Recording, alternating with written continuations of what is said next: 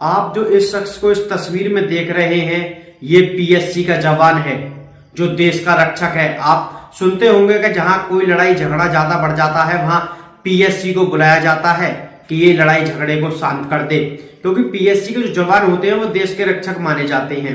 लेकिन यहाँ देश के रक्षक ही भक्षक बन गया है। इसने और किसी को नहीं बल्कि अपनी पत्नी का अपने दो दोस्तों के साथ मिलके 3 लाख रुपए में प्लानिंग करके पत्नी का कत्ल कर दिया, जहां पुलिस ने आज आरोपी को गिरफ्तार कर लिया है और जेल भेज दिया है।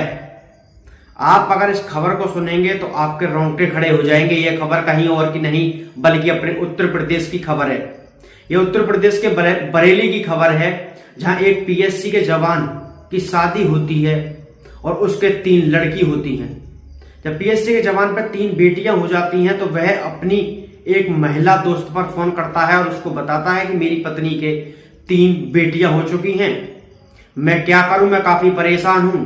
तो उसकी जो महिला दोस्त थी वह उससे कहती है कि अपनी पत्नी को रास्ते से हटा दो और मुझसे शादी कर लो, मेरे लड़का ही होगा।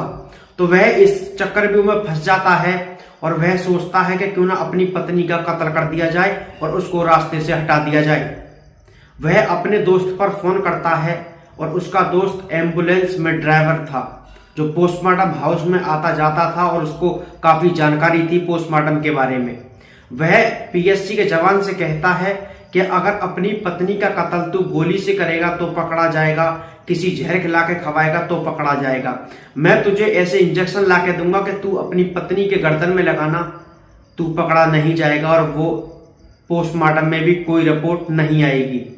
तो वह क्या करता है कि वह अपनी पत्नी से कहता है कि आओ मैं तुम्हें एक प्लॉट दिखा लाऊं, मैं तुझे एक प्लॉट दिखा लाऊं और वो प्लॉट हम खरीदने वाले हैं। तो पत्नी नहा धो के सस्ती है और उसके साथ गाड़ी में बैठ के चली जाती है। उसे क्या पता था कि उसका आज आखिरी दिन है। जिस पति को वह अपनी नजरों से देख रही थी, आज वही उसका कत्ल करने वाला था। वह 3 लड़कियों को घर पर छोड़ जाती है और उसके साथ गाड़ी में चली जाती है। वह रास्ते में अपने दोनों दोस्तों को बुलाता है और पत्नी के इंजेक्शन गर्दन में लगा लगा के पत्नी की हत्या कर देता है। फिर वह कहता है कि अगर इस चीज को मैं किसी और को बताऊंगा तो शायद पकड़ा जाऊंगा। मैं एक प्लानिंग करता हूं कि मैं अपने साथ लूट दिखाता हूं। तो वह अपने अधिकारियों पर फोन करता है कि मेरे साथ लूट हो गई है और मुझे 10-12 बदमाश मार रहे हैं, मेरी पत्नी में भी काफी मारछेड़ करी है। तो जब पीएससी का जवान जब अधिकारियों के पास फोन करता है तो भारी मात्रा में पुलिस फोर्स आ जाती है और पीएससी का जवान भी घायल था। उसने अपने दोस्तों से ही कुछ अपने डंडे वंडों से पिटाई करवा ली थी या मरवा लिया था, जिससे वह घायल हो गया था। वह अपनी पत्नी, उसकी पत्नी को और उसको जब पुलिस वाले अस्पताल में लेके जाते हैं तो डॉक्टर पत्नी को मृत घोषित कर देते हैं और वह घायल था। पुलिस को बिल्कुल भी शक नहीं था कि ऐसा कुछ हो सकता है या किसी ने मर्डर कर दिया हो या कुछ नहीं। उन्हें लगा कि ये लूट हो गई है। उसने बताया कि मेरे साथ 2.5-3 लाख रुपए की लूट हो गई है और मेरी पत्नी की हत्या कर दी बदमाशों द्वारा। पत्नी के जो परिजन थे उन्होंने मर्डर की तहरीर दी पुलिस को। पुलिस ने जब छानबीन की तो पुलिस ने सीसीटीवी कैमरों की मदद से और काफी चीज की मदद से पुलिस ने जब पता लगाया तो पता चला कि और किसी ने नहीं बल्कि इसके पति ने ही इसकी हत्या की है अपने 2 दोस्तों के साथ मिलकर। पुलिस ने तीनों आरोपियों को गिरफ्तार कर लिया है, कार्रवाई कर जेल भेज दिया है। कानपुर के अंतर्गत फरीदापुर चौक के पास एक पीएससी का सिपाही था, रवि जिसका नाम था। इसने अपने एक साथी संजय को फोन करके सूचना दी कि 3-4 लोग इसको और इसकी पत्नी को घेर के मारपीट रहे हैं। ये कार से था। इस सूचना पर जो इसके साथी हैं वहां पहुंचते हैं और इन्होंने अपने सीनियर अधिकारियों को सूचना दी। अधिकारियों के माध्यम से पुलिस को सूचना मिली। पुलिस मौके पर पहुंचती है तो मौके पे जो इनका वर्जन था उससे कुछ विपरीत तथ्य संज्ञान में आते हैं और जब डॉक्टर से बात करते हैं तो डॉक्टर ने पत्नी को ब्रॉड डेथ बताया कि वो मृत्यु हो जाने की अवस्था में अस्पताल लाई गई थी और जो पति एडमिट था उसके भी वाइटल्स सारे नॉर्मल थे, लेकिन वो बात नहीं कर रहा था, जिससे पुलिस को संदेह हुआ। फिर पुलिस ने इसमें गहराई से छानबीन की, परिजनों से वार्ता की तो परिजनों ने उसी पति को नामजद करते हुए, जो मृतका है उसके पति को नामजद करते हुए मृतका के पिता ने एक तहरीर दी और हत्या का मुकदमा दर्ज कराया, कुछ अज्ञात सहयोगियों को नामित करते हुए और अपने दामाद को नामित करते हुए। इस मुकदमे को दर्ज कर पुलिस ने जब गहनता से विवेचना प्रारंभ की तो कई चरण की पूछताछ के बाद 2 साथी अभियुक्तों के नाम और प्रकाश में आए, जिनका नाम सानू और जतिन है। सानू एक डेंटर का काम करता है, जो रवि के कार में डेंटिंग का काम कर चुका था, जिससे रवि उसके नज़दीक आ गया था। और सानू ने रवि को एक अन्य अभियुक्त जिसका नाम जतिन है उससे मुलाकात कराई। जतिन एक प्राइवेट एम्बुलेंस में मेडिकल असिस्टेंट का कार्य करता था और कोई उसके पास प्रोफेशनल डिग्री नहीं है, लेकिन उसको मेडिकल की पूरी जानकारी है और इंजेक्शंस की जानकारी है।